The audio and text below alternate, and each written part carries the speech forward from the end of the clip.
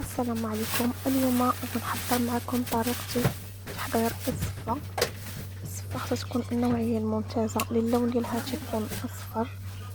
كتاخدوا قصريه ديالكم وكتخفيو فيها السفه ديالكم وكتخويو 3 بالمعالق ديال الزيت. كتحاولوا انكم تدخلوها غير بالاطراف ديال الاصابع ديالكم باش ما تكسرش لكم الشعيرات ديال السفه بهذه الطريقه الموضحه في الفيديو. كتكونوا اول حاجه بديتو بها قبل هي الماء يسخن. كديروا الماء في البرمه والكسكاس وكتحطوها في البوطه 10 دقائق قبل يكون الماء غليان صافي. وكتاخذوا السفه ديالكم كديروها في الكسكاس وكتردوها تفور واحد 10 دقائق ولا 7 دقائق. كنأكد ان تكون السفه النوعيه الممتازه وتلبسوها مزيان في الزيت وتكون البرمه ديجا كتكون سخونه قبل، يعني باش هاد الطريقه كتساعد السفه ديالك باش ما تجيش معجنه وما تجيش متلصقه.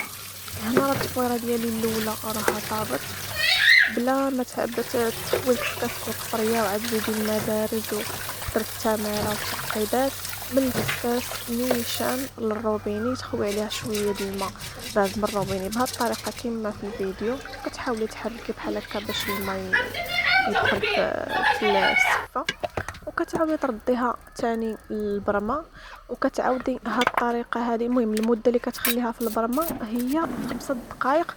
المره الاولى هي كاين فيها 3 ديال التفويرات، المره الاولى 10 دقائق، المره الثانيه كتعاودي نفس الطريقه نيت في الماء في الروبيني وداك الشيء كترديها 5 دقائق، المره الثالثه 5 دقائق.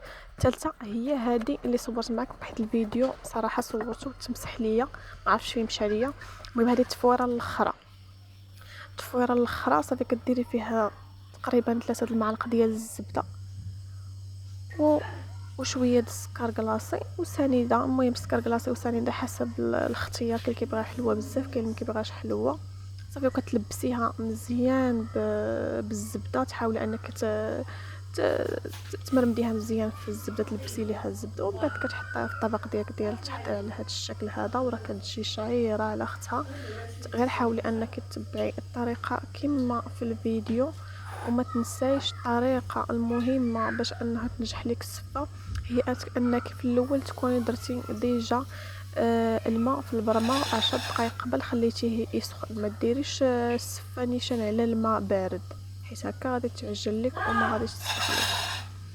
المهم الطبق ديالي راه هنا وجد. التزيين كيبقى حسب الرغبه، الا عندك كاوكاو مقرمش زيدي، عندك اللوز، عندك الكركاع. المهم داكشي اللي عندي انا اكتفيت به هنايا التزيين. عافاكم ما تنساونيش الى عجبكم الفيديو ما تنساونيش من ابوني. يلاه بادين القناه باقا صغيره وما كطلعش الناس